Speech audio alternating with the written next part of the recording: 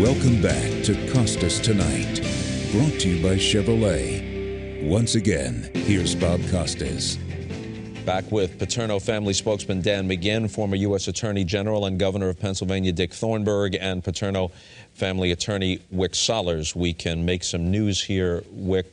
There is a lawsuit that's about to be filed against the NCAA. What does it entail, and what do you hope to accomplish? Bob, the lawsuit is being filed against the NCAA and Mark Emmert in his individual and official capacity as the president of the NCAA, and Edward Ray, who was the chairman of the executive committee of the NCAA.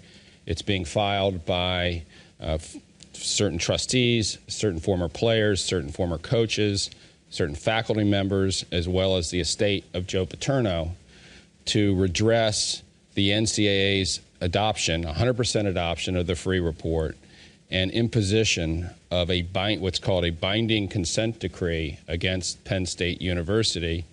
And the reality is that consent decree was imposed through coercion and threats behind the scenes, and there was no ability for anyone to get redress, any of the parties who are filing this lawsuit, to get any remediation from what has occurred, the grave, grave damage that has occurred as a result of this binding consent decree. For a layperson like me, a consent decree meaning we accept this and we will not challenge it. We accept it chapter and verse. That's correct. That's the way it was framed by the NCAA, but the reality is there was no board approval. There was no transparency. There was no consideration of this consent decree. In fact, there were behind-the-scenes threats of the death penalty and various other... The death penalty for the uninitiated, meaning we'll suspend your entire football program. Could be for a year, could be for 2 years, could be for more than that. There will be no football at Penn State. Instead, we offer you this: $60 million in fines, 4 years of bowl ineligibility. $60 million in fines, right? Reduction of scholarships and other penalties. That's correct. You either take it or leave it, and if you leave it, you're looking at the death penalty or, and a variety of other draconian penalties. How do you feel the NCAA will respond here? They've had time now to think about the content of the Freeh report. The NCAA is under fire from other directions. Is it possible that there'll be a settlement? Anything's possible, but I think the NCAA is going to fight tooth and nail to try to keep this lawsuit from going forward on legal grounds, because I do not believe they're going to want to suffer discovery and the opportunity for the plaintiffs we've already talked about, to gain discovery about the relationship between the NCAA and the Freeh group and other behind-the-scenes moves that the NCAA took to cram down this consent decree. Do members of the Penn State board, past and present, have problems with the Freeh report, have problems with the university accepting the NCAA sanctions, but to this point they just haven't said so publicly? There have been some public statements about that, but generally speaking, they've been somewhat limited. At this point, it is absolutely clear that there are a number of members of the Board of Trustees and the administration that believe the Freeh report is deeply flawed and that the NCAA actions as a result are inappropriate. Is Freeh himself likely to be called in this action, deposed in some way, called to the stand? It's quite possible. Mr. Freeh has been named as someone who was a cooperating individual, actually a co-conspirator with the NCAA in this lawsuit. A co-conspirator, what does that mean in Freeh's case? In Freeh's case, it means there were close communications between the NCAA as well as the Freeh group all through the Freeh investigation, and the NCAA itself stood on the sidelines instead of doing what they should have done, which is a full investigation of this matter. They stood on the sidelines as they were talking back and forth with the Freeh firm, and it was only 11 days after the issuance of the Freeh report that the NCAA engaged in what we call a cram down of the consent decree on the university. Do you believe, and will you assert, that Louis Freeh in effect had a predetermined outcome? That there was a bottom line here and that the narrative was going to be fed toward that bottom line? Bob, we have given a lot more allowance to Louis Freeh than he did to Joe Paterno and the other people he named in his report. We don't know what his motivations were. We just know he got it wrong. Dan, is it a concern for the Paterno family or for the university that the wins be restored? Joe Paterno was the winningest coach statistically in Division I NCAA history. Now all the victories dating back to 1998 were vacated as part of the NCAA action. Does that matter? Oh, it matters to the university. It matters to all those players. It matters to all the people who worked so hard and sacrificed to achieve that. But that's not what the family is looking for here. And I want to say, Bob, and I want to make sure we have it on the record, family's first thoughts, Sue Paterno's first thoughts are with the victims. They really have just been traumatized by this. They've learned a lot from Jim Clemente's report about how a criminal like Sandusky gets away with it. They've been asked about the wins and the statue. What they say over and over again is, give us the truth. Wherever the truth goes, wherever it leads, consequences to the family or not, give us the truth. Do it in a fair hearing. Do it with a spotlight on it so that people can see, so it's transparent, and they can live with the results. Do you envision a day, hope for a day, when those victories are restored, when Paterno's reputation is restored to the extent that no one says he was perfect and no one says he handled this situation perfectly, that there were serious flaws but no malicious intent, and that the statue goes back up? Or is that too much to hope for?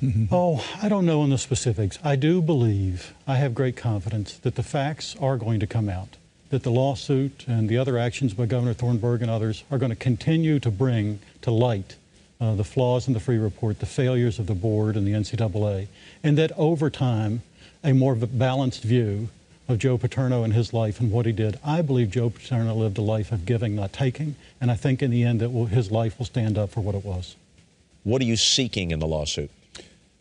The lawsuit is seeking a declaration by the court that the NCAA's activity was unlawful and that they did not afford the rights to the parties that are bringing this lawsuit. The lawsuit is seeking a declaration that the consent decree, the binding consent decree, is unlawful.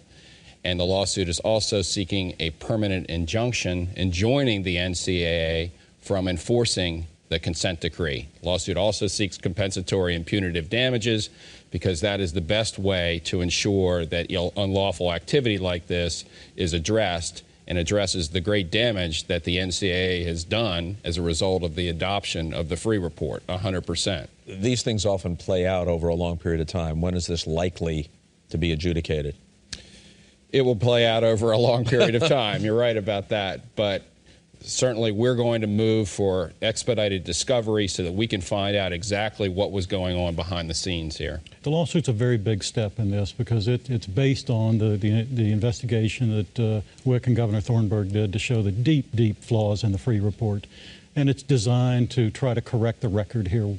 Bob, we know that you can't undo all the damage that's been done. We know this is going to be a fight for the long term. But you need an environment to shine a light, to have fair rules, to have everybody have to come forward and tell this story in a truthful, comprehensive way.